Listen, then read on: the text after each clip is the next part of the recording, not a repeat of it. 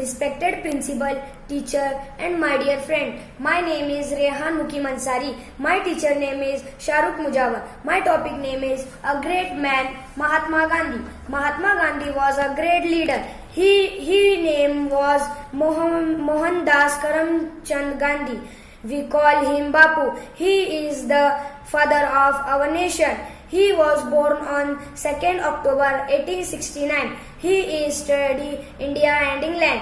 Gandhi was a good student in his childhood. He became barrister and went South Africa. He led the freedom movements. He loved truth and ahimsa. He was shot dead on 30 January 1984. India can never forget him. Thank you.